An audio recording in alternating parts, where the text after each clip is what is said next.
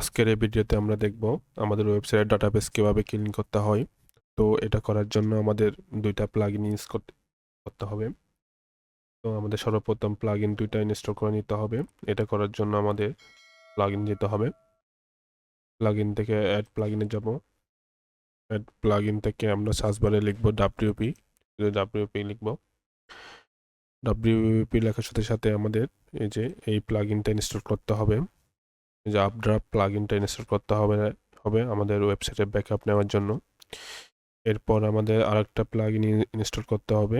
এটা WP optimise. এটা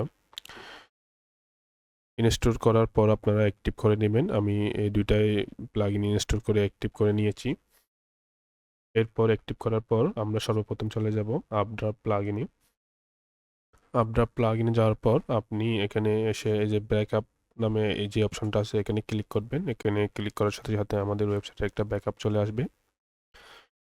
তো ব্যাকআপটা যখন শেষ হবে, এখানে ব্যাকআপ যখন ক্লিক করবেন একটু সময় নেবে। এখানে যখন ব্যাকআপটা হয়ে যাবে তখন নিচে এরকম একটা ব্যাকআপ শো করবে আপনার।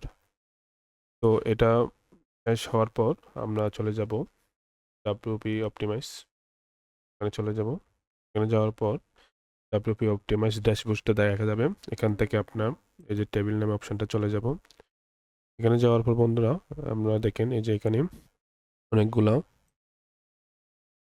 অনেকগুলা ফাইলে এই যে রিমুভ নামে একটা অপশন আছে এবং আরও খেয়াল করলে দেখবেন এখানে নট ইনস্টলড নামে একটা কথা আছে, এখানে রিমুভ নামে একটা কথা আছে।